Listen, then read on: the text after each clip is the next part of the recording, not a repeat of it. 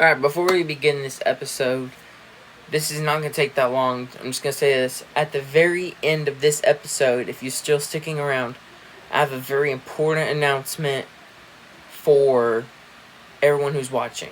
So, if you want to be in on that, it's at the very end of the video. It's about 6 minutes long, if you want to do the math on that. But yeah, I have a special message for everybody at the very end of this episode. On with the show. Hello folks, it's Austin Jordan, your narrator for episode 5. Now, before we continue, I will say I've been really busy with school, so this is a little bit overdue. But here we are. I stepped on a needle a second ago, which hurt really bad, so episode 5. Yeah. We're about to get down to one of our bigger episodes. If you look at the Tom Barrio Tale, it's a really big episode. And this is something and it's because it's a big thing to talk about.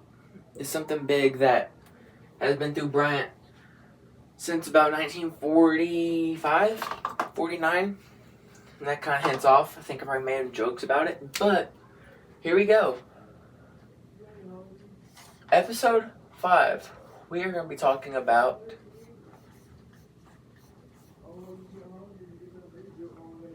athletics. Yeah. So, we'll be discussing athletics. As a matter of fact, we have 3 sports we're going to talk about. Actually, we're going to so we have 4 sports, but we're going to talk about 3 of them now. And the next one has its own topic because we had a major interview. So we're going to talk about the first sport introduced to Bryant, which you could probably guess it because it's iconic in Bryant still. We're talking about Hornet football. That's not a football. That looks like a piece of cake. Okay. No, I'm just gonna put the abbreviation football. So, football, as you know, if you've been living under a rock for your entire life, football is a sport where you have 2 teams, you have a massive field, and you have a ball shaped like a diamond, and you throw it. You throw it to your team, you try to get touchdowns, which is when you run across the field. You get field kicks, which you kick between goals that look like this. It's pretty iconic, you should know it. Bryant football, however, started exactly in this was, if you look at the timeline, this is whenever we had an economic boost. We had more money, so we put money towards football. So, with that being said, the entirety of football started in the year of 1948. 1948, we weren't called the Hornets. As a matter of fact, we had different colors too. Here, let's break that down. The first football team was not called the Hornets. In fact, we were called, and it's kind of ironic because this is another football team that's pretty well hated on. They actually called us the 49ers. Yeah, how iconic, right? And our colors were not blue and white. As a matter of fact, a lot of schools had different colors, but the colors for Hornets was actually black and orange. Our colors are black and orange, which is really weird because how do you go from black and orange to white and blue? It's a really weird change, which we're going to get into that soon. As a matter of fact, I have that information somewhere in my book. But back in 48 was the first team formed. And whenever that team was formed, it was a small team. As a matter of fact, a guy named Ted Boswell, you might know him from Mabel Boswell, was one of the team captains, one of the main players in the first football team. I believe it was Mabel Boswell's dad, actually. But Ted Boswell, the team captain, his name was Bobby Samples, and he was number 23. he was one of the people who were interviewed, and I have the roster here of who all was on that team. And at the time, it was Coach Leonard Rollins. And the team captain, like I said, was Bobby Samples. And he was number 23. So, their first game was against... Their first game, they got a loss. A really heavy loss. They only got one touchdown. I forgot who the game was against. It's somewhere. I have it on a piece of paper. I didn't look at it first.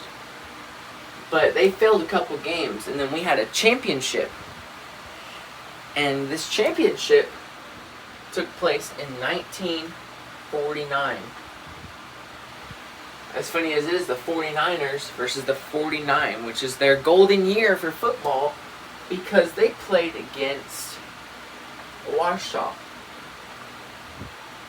in a championship. And the score, Bryant won 20-0 against Ouachita. According to the site and resource I've read, it said that their uniforms were much different. And I don't mean like, oh, well, they're probably baggier and they had short sleeve shirts and all that. No. As a matter of fact, they actually borrowed their jerseys, used jerseys from Malvern schools. And they were all different colors. So, that's why they just had black and yellow. And it wasn't until after that championship that they switched their uniforms to the true Bryant blue and white that we have today. Football has been here since the 40s, early 50s, late 40s. And to this day, we still hold mass competitive games against other schools. We have had a wide variety of games Bryant has played. One of them being, some of the ones that you'll see nowadays is Benton, Conway, North Little Rock, Cabot. And I think there's a few more. I'm not 100% sure. I don't pay attention to our school's football team. It's because I don't play football. I had the intention at one point to want to play it, but I never signed up. So here I am being a historian for y'all. So I guess you're welcome. I don't think that's the right way to put that. But yeah, 1948 started good old Hornet football. And like I said, to this day, it has still stood. So, you have that. I don't think I had any interviews at all within football. I didn't have any interviews about Hornet football, so I can't pull up any interviews. I didn't have no teachers I talked to reference it at all either, so I can't really pull up anything about that. So, you're just getting cited from stuff that I've read online on Bryant's websites and alternate websites regarding to Bryant and its history and interviews. I'd find that paper if I could find it. But I, for some reason, cannot find it. Actually, I might be able to find it.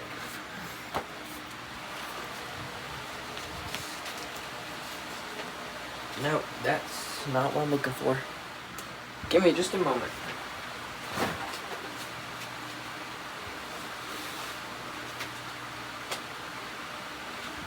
Found it. Okay, so this was sorted from the Benton Courier by a guy named Josh Briggs, and this is an article written in December 3rd of 2020. The context is that this is the first of a multi-part series leading up to Bryant's 7A championship match Saturday against North Little Rock. So here's what it says. And this is where I got my information. I'm going to go ahead and read. The first Bryant football team took the field in 1949, finishing 0-8 on the year. Known the team members as the 49ers, the group began practicing on a baseball field and played all home games at Bauxite. Okay, that's the role. So, the Bryant Hornets football program has been the best in the state the past 3 seasons, winning back-to-back 7A state titles in 2018 through 2019, and will play for a third Saturday. However, Big Blue has come a long way since its predecessors in reaching the high ranks and becoming a national powerhouse on the gridiron. I'm sorry. It was 1949 when Bryant fielded its first varsity football team after the idea arose from students Jack Davis and Ted Boswell. The superintendent at the time agreed to search for a coach, but the players would have to raise enough money for uniforms. Fundraisers, door-to-door asked, and other measures were taken to raise the money needed. With little experience and size, Bryant did what it could do with the 25 guys who lived in all areas of the county, including Avila, Salem, and Sardis. The team practiced in the outfield of a baseball lot at what is now called Ashley Park, and Ashley Park is out there in Bryant on Boone Road.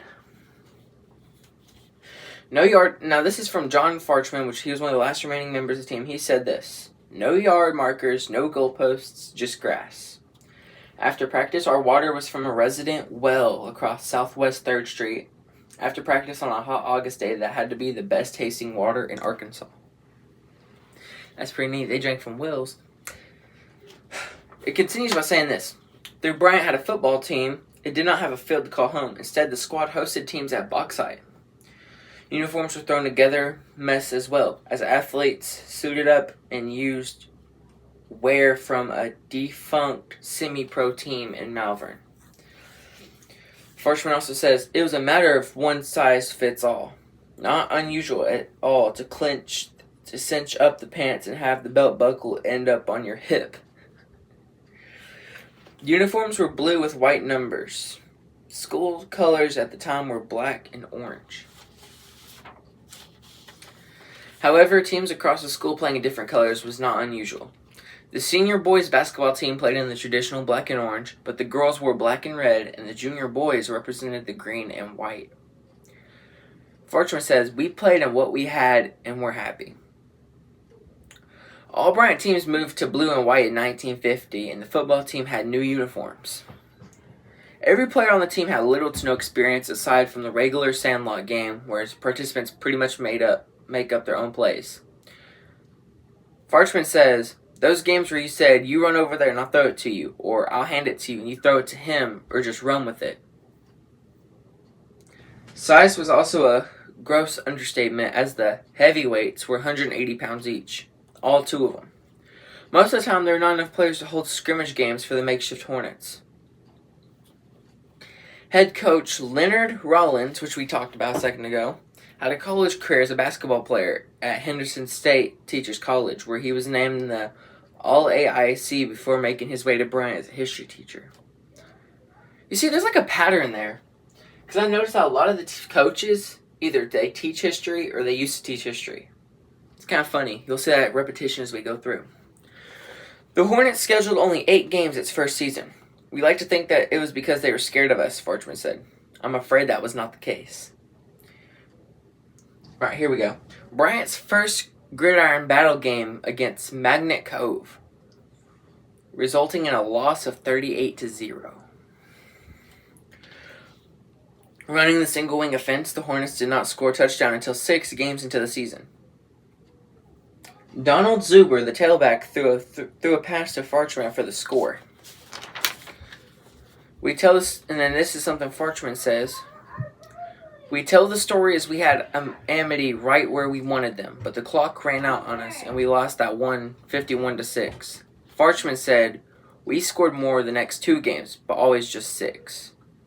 Finally, Bryant opened the 1950 season with the first win in school history, 20-0 over Ouachita, finishing the year at 4-6. So, that part right there is the history regarding to Bryant's football team. So just a rundown: it started in 48. Their first scrimmage games were in 49. they got whipped 38-0 by Magnet Cove. And then it wasn't until a year later that they surpassed and beat Washita 20-0. Next topic will be one of the most popular sports in America, basketball. Bryant, as you know, has a basketball team, and it wasn't not too long before that Bryant had a basketball team around the same time they started a football team. So the first evidence, the first sighting of Bryant having basketball was exactly in 1950. It's probably been there longer than 1950, but the first sighting of it was 1950. So, yeah, 1950 was whenever basketball was a thing. I don't have much information then as far as now, but you will look on this side of the screen. There is a photo I got digging through archives. And this was the ladies basketball championship photo from 1950. I will have it right here in the side. I need to figure out better ways to put photos in, but that's the best I can do. Real quick, just pause real quick on what we're talking about. Yeah, I set my Christmas stuff up because it's coming towards November. Happy November. I'm sorry I couldn't introduce y'all to Happy Halloween, but here we are in November, and we're getting into the cold season, so this is going to be strobing colors in the back. They're not going fast for photosensitive reasons. Yeah, basketball started in 1950, and it was a ladies' team. Now, from the photo I got, the outfits are pretty much black. Maybe with the Bryant logo on them by a long shot. But it was a ladies' basketball team. There's not much I can get over in men's basketball, which keep that in mind, I'm not able to talk much about men's basketball as far as ladies' basketball. But we will get to that here because it began as a small second setup team. I believe is what I wrote. Now, it began as a small team. So it was a team of maybe like 10, 12 people. I think it's still the same way today, I'm not sure. But where they practiced basketball, I keep getting baseball mixed up, I'm so sorry. But when you come to basketball, it was actually Building 4 where they practiced. And for girls it was Building 4, but for guys it was Building 1. Building 4 was, again, and this is something you're going to learn as we proceed through this docuseries. Building 4 was the building, the gym from the 50s and 40s and 30s and 20s. I did not know that, but that was the same gym that's been there, and it's the longest standing building on our campus. Because Building 4 lasted from 1912 to 2016. So it was the oldest standing building on our campus. The oldest standing. Now, the one that we have that's the oldest that's still up to this day is Building 1. So the gyms have been pretty popular with Bryant. Probably why we're known for so much athletics. But here's how we're making a big jump from the 50s because the best information I could get was between two different interviews. So I'm going to go ahead and pull those up, but before we do, I'm going to go ahead and mention just a quick reference to what you're about to witness, what you're about to hear, what you're about to learn. Okay, so I had two interviews scheduled for basketball. The first interview was actually in the arena. I was talking to a coach. His name is Mike Abrahamson. And he is the boys basketball coach to this day. He has been teaching since, I think he said 2000s, 2014, somewhere in that age. He was not a student here. He was not a student at Bryant whenever he was doing basketball. However, he did have the boys team. He does know a little bit of history. one of the coaches here who knows about that. So that right there is the boys' basketball. I'm writing sloppy on purpose, which I will. You're hearing me talking. So the second one. So this is something you're gonna see the interview between number 2, which is actually the dean of our school, dean of students, Brad Matthews, and he isn't a coach no more. But he was the coach for girls basketball. I think also 2014, somewhere in the late 2010s, early 2010s to now.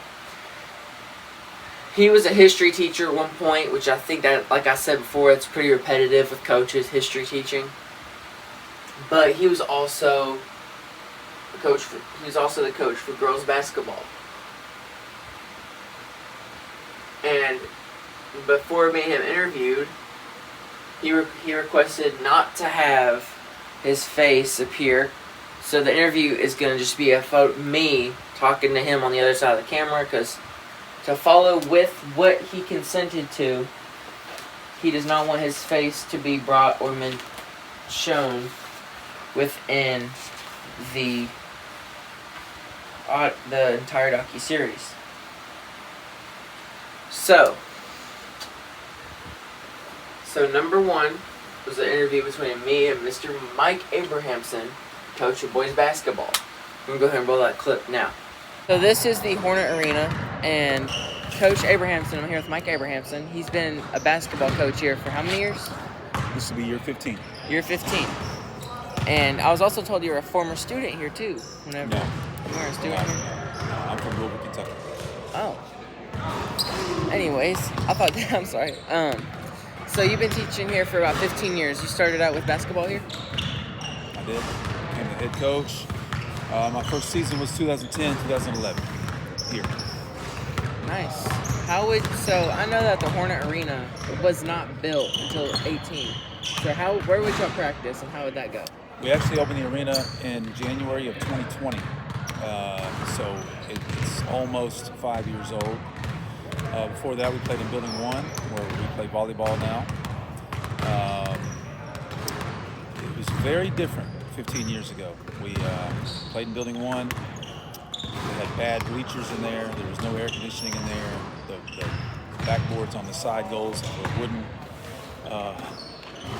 It's changed a lot. There've been a lot of upgrades to Building 1, first of all, and then we also were fortunate enough to pass the millage and get this built, and now volleyball is kind of like their gym now, so it's been a win-win for a lot of sports. Yeah, I noticed that because I just recently went to Building 1 to kind of just like look around the Hall of Fame and stuff, see if I could get some information for another episode. And yeah, I realized that there's a lot of changes. I think they did a remodel last year, if I'm right. They did like a roof fixture and all that. Be sure to keep in mind, just to reference, that this was recorded before episode 3. Just keep that in mind. That last year. The roof in Building 1 has been a problem ever since I got here. We used to hear raccoons and squirrels inside the roof, above the tiles, in the locker rooms and things like that. It was not a great place. It's in much better shape now than it was. Yeah. I always found it interesting, the history, but where would you date back how would you describe uniforms and just like the appearance of a basketball player from then versus now, if it hasn't changed? From when I got here? Shorts were a little baggier. The smaller shorts kind of came back around from several years ago. Shorts were pretty baggy. I'd say the shorter shorts came back about 3 years ago, 4 years ago. Other than that, I mean, it's about the same. There's probably more players with tattoos now. Yeah, that's more people in general. Other than that, it's about the same as far as appearance and everything goes. Did you ever know any coaches who have coached here, like retired, that have coached here too, longer than basketball era? Boys, I met Leo Alberts, who was a coach here in the '90s. I was able to meet Coach Treat, who was the head coach here in the '80s and early '90s. Won the state championship in 1980. He's probably here before the '80s and the '70s, probably. His son is our mayor now, Brian. Chris Treat. He was a highly successful coach. Coach Treat was. He passed away a few years ago. He's in our Hall of Honor. I got to meet him once. But, you know, I came into Arkansas. I came to Bryant. I'd never lived in Arkansas. I'm not from here. My wife is from here. And so I came in here knowing no one, really. Yeah. So I don't have a lot of connections to the past before me. I met the coach right before me was Mark Smith. I know him a little bit and was able to talk to him about this place before he moved on. Alright, after watching that, you learned a little bit about boys basketball and how it started. This was the first time I learned about there being more buildings, such as Building 4. And then this next interview you're about to listen to is between me and Mr. Matthews, which he was a coach in Building 4 for girls basketball before it got torn down. So we're going to go ahead and play that clip now. Sorry to interrupt. Here's a quick note. This interview wasn't intentionally to just talk about girls basketball as much as just Building 4, because that was new to me. So you're going to hear a lot of information about Building 4 before we start getting deeper into girls basketball. So just keep that in mind as we proceed. Thank you. On with the show. I'm here with Mr. Matthews, who's the Dean of Students here at the high school, but he was also a former coach for girls volleyball, was it? Basketball. You were one of the only coaches that are here today that were in Building 4, correct? We definitely practiced in Building 4 a lot, so I don't know how many other people were here, but I was definitely here. How would you describe Building 4 to somebody who's never been in there? It was a very old gym, very dark floors. The lighting was not always bright. Floor was very, very, very old, very old school basketball floor. So I'm not sure what the original purpose was, what the original function of that facility was, but it was a place we practiced here when the 9th grade was still on campus, and we had 9th grade girls basketball, 9th grade boys basketball, high school boys, high school girls basketball, and volleyball. So we had 5 teams with 4 gyms, and we still had Building 20 and 21, those old junior high gyms. And so we would practice in there every other day from August, September, October, while volleyball was going on, and then same thing during season once we got back in Building 1. So practiced in there quite a bit till the arena was built in, 2019? I think it was 2020 whenever it first opened to the public. So you've been working here at the high school for how long, you said? My first year was 2011. 2011? Alrighty. What did you start as a basketball coach, or did you start in any other position? I was a high school girls basketball coach and history teacher. Oh, you're a history teacher. Not many people would know that. That's right. I used to taught in Building 8 for a little while, taught in Building 1 for a little while. That's interesting. So I asked this to Coach Abrahamson as well. But did uniforms that you wore specifically for sports change for the girls' basketball? Because boys' basketball, they had looser shorts, they had different logos, stuff like that. Maybe the outlines of the shirt, how it said Bryant, how it said Bryant Hornets, all that stuff changes with each new set of uniforms you get. But the length of the shorts has changed over time. But I think generally, outside of the font and the lettering itself, I think the uniform has remained fairly consistent. Whenever you taught when did you resign from being a coach and went to Dean of Students? When would that be? So this is 24. 23, so it would have been 22, 23. So this is 3 years ago. Nice. Was there anything that encouraged you or influenced you to switch roles from coach to it? No, I love coaching. I loved so much about it. There's many parts of it I still miss, but I think I think me coaching it kind of run its course, and an opportunity opened up, and I was fortunate enough to get the job. Yeah, because I believe Dean of Students is a little more higher in like the administrative side versus the teaching side. Because you're not as powerful as the assistant principal, but you're not as powerful as you're more powerful than a I'm teacher. definitely not as important as the assistant principals.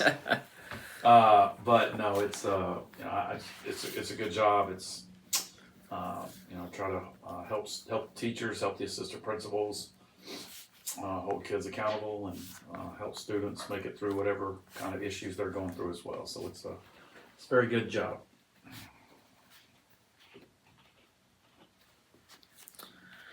Whenever you started in the building 4, was there anything like a plaque? Would you know if I were to look for a placard in a building that was torn down? Did they keep those, or would they have just demolished those with the building?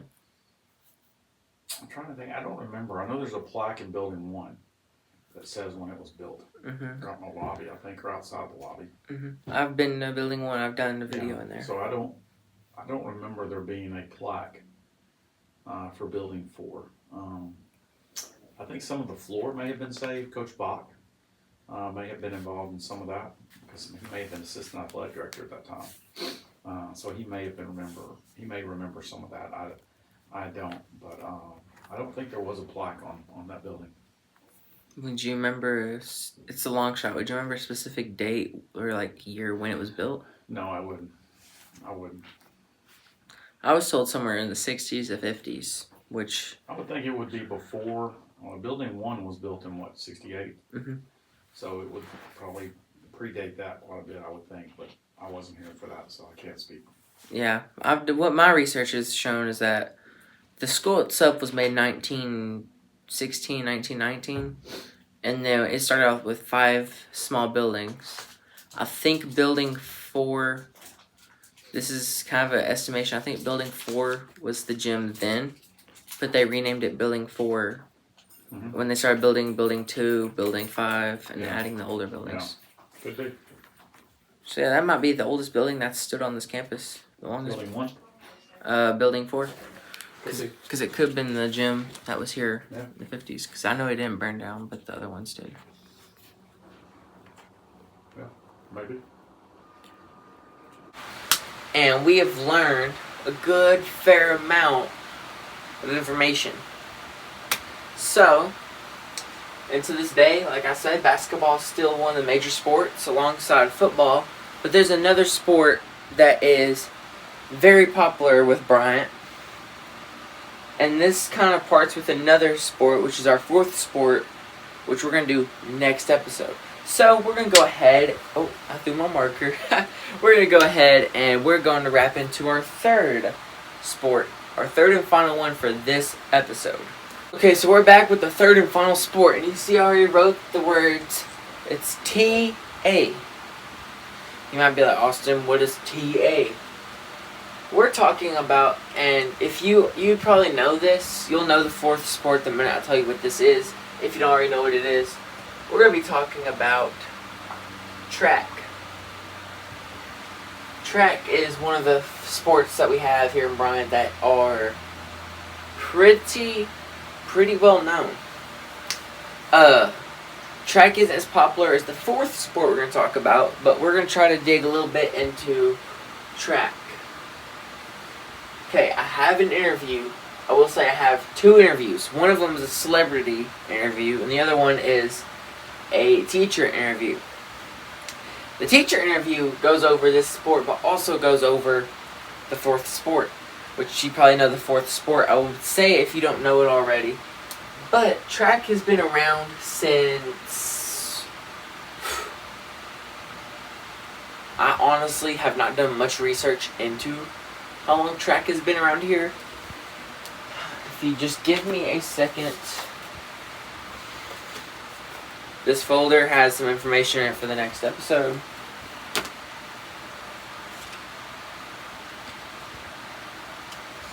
For sure, we could say track has been around past the 90s. I think track's one of the newer additions to Bryant. So we're going to go for a hypothetical guess of around potentially 1974. I think 1974 is when track was like thought of to be built. Because you gotta think logically that the Hornet Field, which is in the middle school lot next to the field house, it's where they built the track. It's around the football field. And the football field's been around for a long time. You're gonna see a photo right here. This photo is actually the field in the 70s, around time before they built it into a track. So we're going to put that over here. Track has been around, and track is also, I need to write this too, because track is also considered field. Track and field. Because, yeah, I think track isn't just running. There's, like, jousting. There's, like, throwing spears. There's spinning around and throwing weights. There's hurdles. This is a little bit, there's more to it than just running a track or running a field. But it has been around for a good bit. I have not much information over this. You'd have to talk to my friend. I don't know if he'll do an interview though. But track is pretty much self-explanatory. I'm going to go ahead and pull up a interview. Well, no, I can't really pull up the interview. You know, I'll tell you what. So, I'll go ahead and say what that fourth sport is, because that's the only way I can really put this into a docuseries.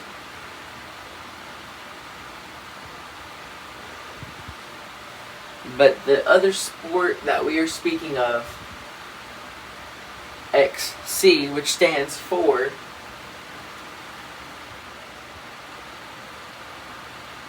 cross country.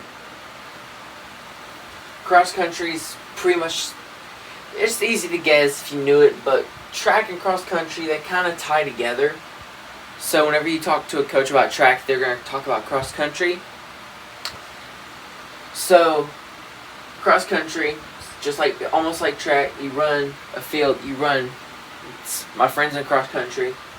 But I'm going to go ahead and bring up an interview, which, like I said, I have a celebrity interview and I have a teacher interview.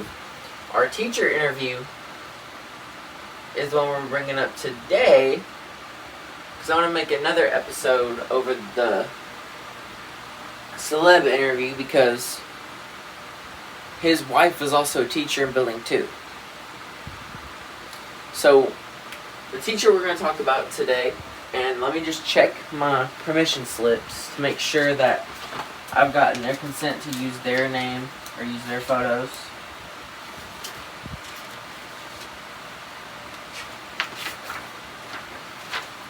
I check the stuff before I do interviews usually, so.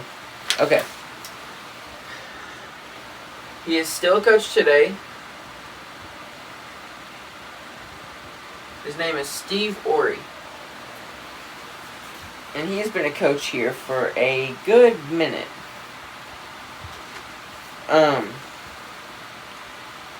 He's one of them coaches who are... Coach Orey, not only was he he's a teacher here, he's a track coach, he's also a cross-country coach. And it says in my notes he's also a record holder in Bryant.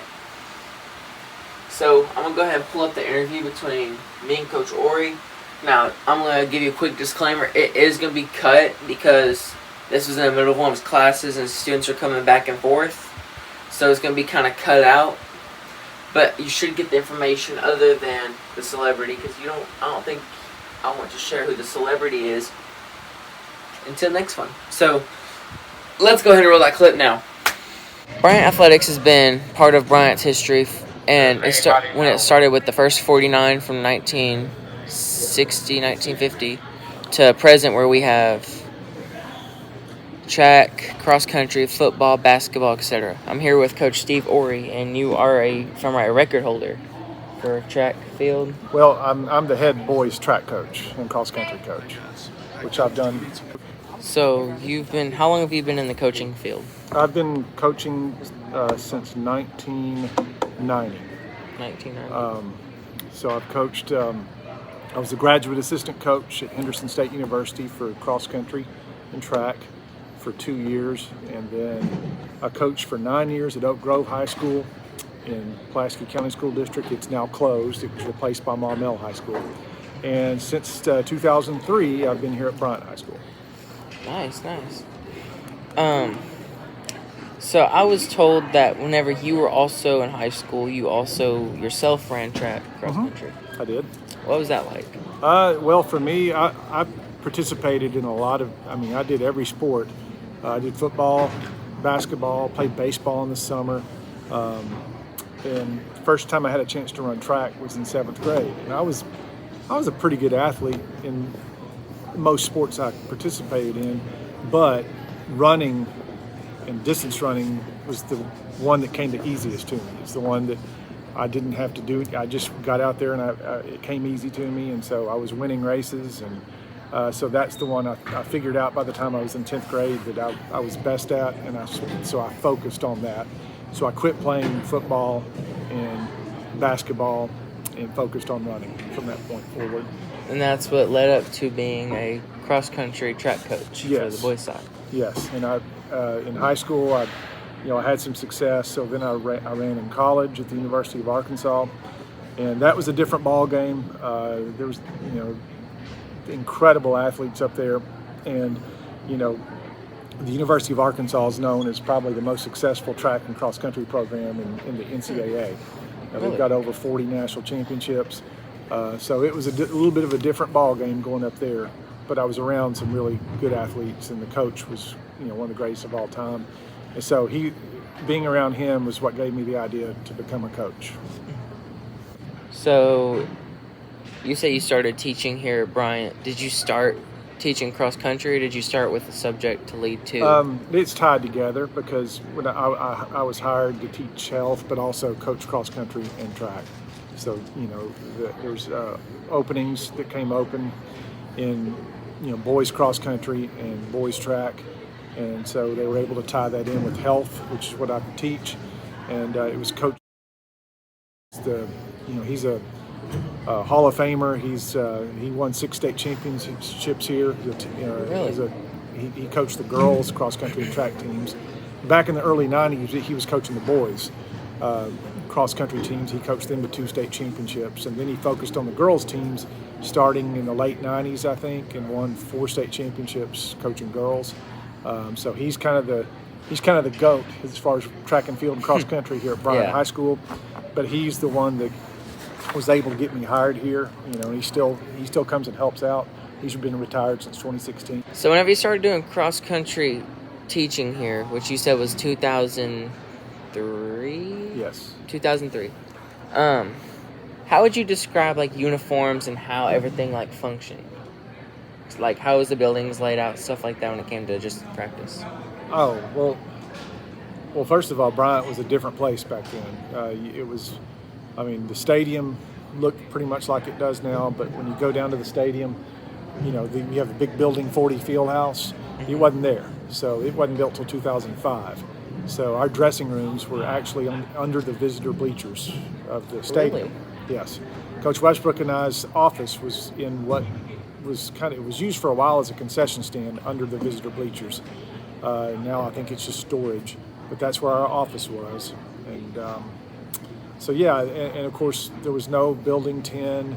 Bryant was a whole lot of different buildings. If you think we have a lot of buildings now, it was a lot more back then. Really? But a lot of the courses and routes that we run in practice are the same. Although we do a lot of running now on what we call the Westbrook Loop, and it's down a grassy area just to the south of the football stadium and the practice fields that used to be houses. So we were not able to use that land for training until the school district bought those houses and eventually tore them down. And so we started training on that area, and one of the houses that the school district ended up buying was actually Coach Westbrook's house, and it's now being used by the school district. So that has been a really valuable piece of property for us to train, because it allows us to run on grass and not have to run on the pavement, which will cause more injuries and wear That wear and them out. also So- like how it hits your foot, it can really mess your soles up. The Right. heat really. So having that has been great, because before that we had to do most of our training on pavement, or we would run out to Mills Park and run on grass out there when we could. But so now we have more options for training. But otherwise, a lot of it stayed the same.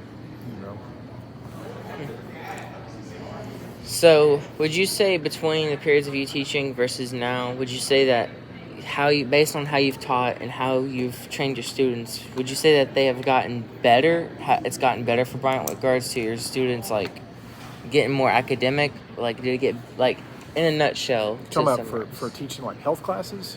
Well, like, just like in general, just teaching. Like, you think you've gotten better as time goes on? Oh, I think so. I mean, I think that hopefully that anything you do over time, you learn from what you're doing, and you learn what works, and you learn what maybe doesn't work as well, and you make changes to try to increase the chance of success. And so I would like to think, especially as far as coaching, I've learned over the years what tends to work and what maybe doesn't work so well, and have made adjustments. And so we've had pretty good success in our track and cross country programs, both boys and girls, over the last 20 years. And so that's been a fun thing to be a part of. Okay, so after you watched that amazing interview, it was awesome, good interview, but it was cutty. But we're not going to talk about that. Okay, so we're going to go ahead and do a quick overview, as we usually do.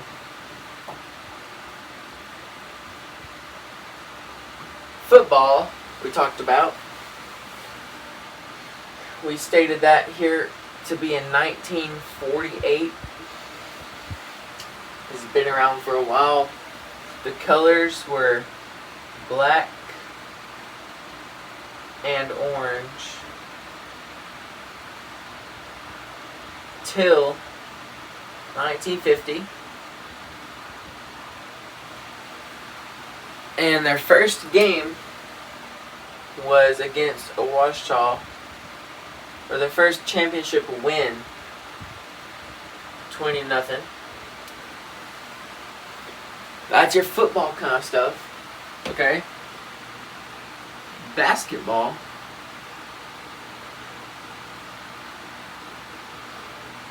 Basketball has also been around since 1950. It was two-gendered.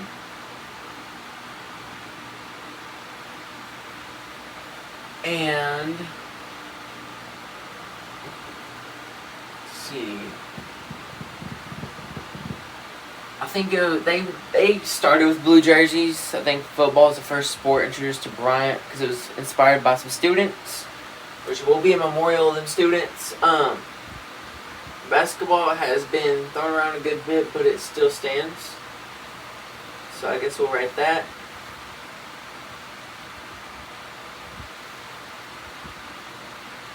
Now we're going to go ahead and write down the last thing we talked about. Track and cross country, which I made the estimate of 1974.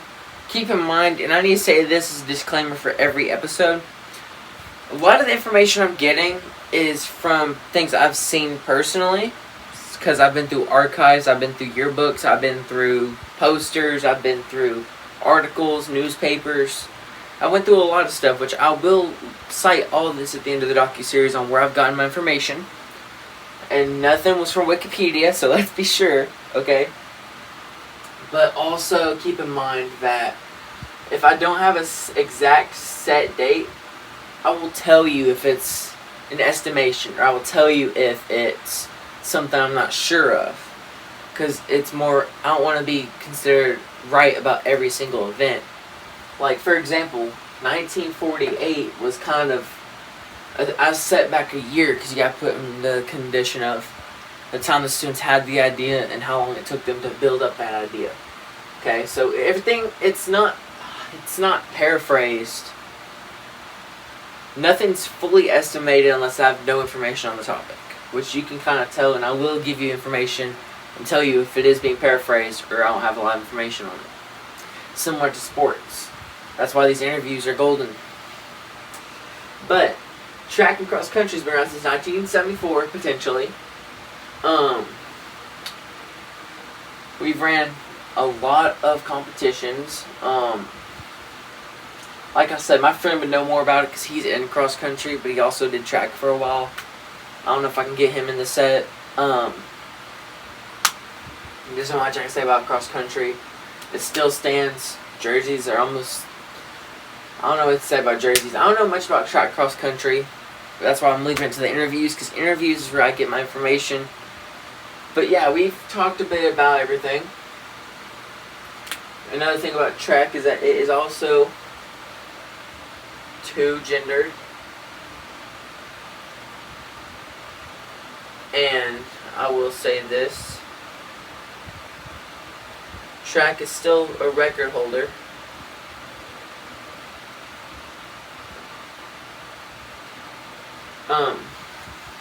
Yeah. And then you've got cross country, which you're not going to know about that until next episode. So, I'm Austin Jordan, your narrator, and what you're seeing is pretty much everything about the interview that we're going to talk about. And then next time we're going to talk about cross country. Of course, it's going to be under a different title, which might give you, which it has to do with the celebrity we met. So, Austin Jordan, signing out. You have a blessed night, and I'll see y'all in episode 6. Peace. Hello, folks. It's Austin Jordan. Again, I know I said I was going to wrap things up, but I came with the last minute note while I was editing. Okay, so, just to start us off, you heard me say that all my information is either elaborated or it's exactly right. I do need to confirm and say that a historian doesn't know every single thing in every single order, so don't consider it as me lying. Because a lot of the information that, and I will prove this again, a lot of the information that I've got over the topic is in a fat book full of notes I've taken from interviews, archives, newspaper articles that are official, sites that Bryant has used, and, sites from, high school, Benton, Sling County, stuff like that. So that information I validate and I double check with teachers that have been there. If they're not alive, then I will use it as assumption. Secondly, because we're halfway, since we're at the 5th episode now, I do want to say thank y'all to the ones who have watched from episode 1 to now. I put a lot of effort in these docuseries episodes, which eventually is going to hit actual streaming. Maybe I can make something off of it, but I don't do it for money. I don't want to do it to make myself look like a better person. I want to do it because history is something that some people are really into. And Bryant, similar to some of the other areas, have a pretty good history. It may not be relevant to you if you don't live in Sling County, but it's always good to know something interesting. So it bounces back and forth between you being there versus you wishing you were there. Secondly, that was that. Thirdly, I've been getting a lot of questions from people who watch it personally, and they ask if they had questions. I know that a lot of y'all watching probably aren't near Bryant, or y'all guys have no way to contact me.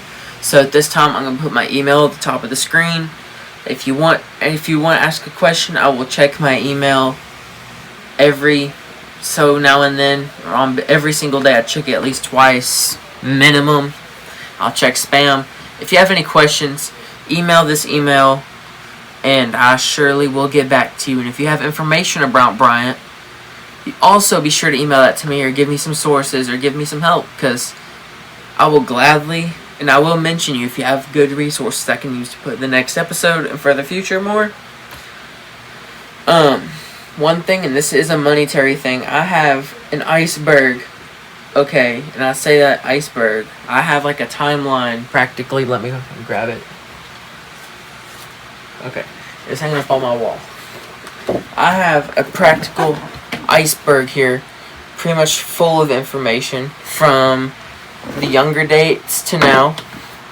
And if you want a digital copy, be sure to email that, but set the subject as Iceberg B, capital B.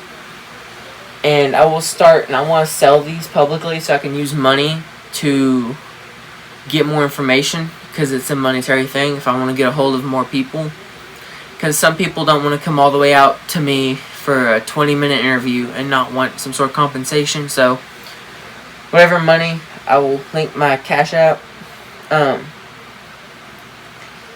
If you want to donate, please feel free. All funds will proceed towards this docuseries, and all funds will also, 20% will receive to Bryant itself for me being able to do this.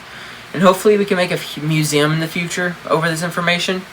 Because, like, and I'm not even joking, when I went down to see all the archives that are, like, hidden within the school, like, those whole tubs and crates, that stuff could be hung up on a wall and be very amusing. So I want to put funds forth to the school for that being a future build.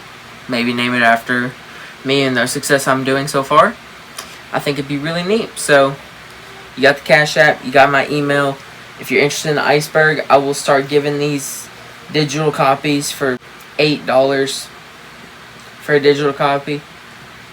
And yeah, I'll just leave it at that, $8.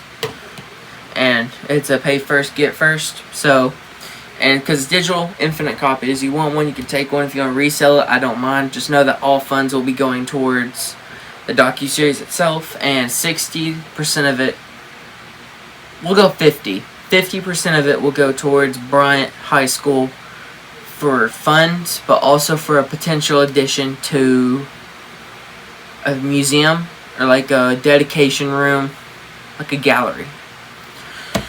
So, of course, this is something I'm going to talk to with the admin. I'm raising funds for it.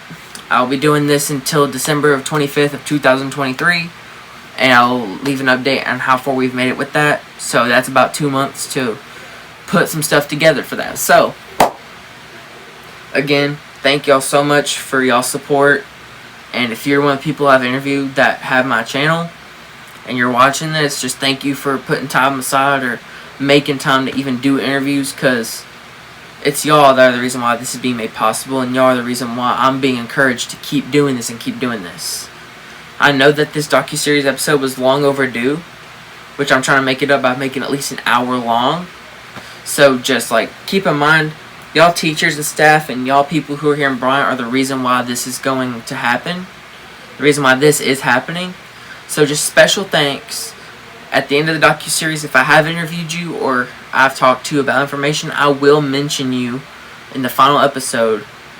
I will have your name written down on a piece of paper, and I'm going to run through the scroll and say what you've done to help. So if you want to be a part of that, again, I'll do it again. There's my email. Here's my cash tag. And of course, $8 if you want a digital copy of this Iceberg. I will take a picture, crop it in full quality, give it for you. Again, I'm Austin Jordan, the narrator and the historian of Bryant High School, and I will be seeing y'all next episode. I don't have a set date because I'm busy. I'm booked up with school. Y'all gotta realize I'm still in school and I'm doing this. I can't put this before school because my grades count. So yeah, Austin Jordan, thank you so much for y'all support, and I will see y'all episode 6. Got y'all.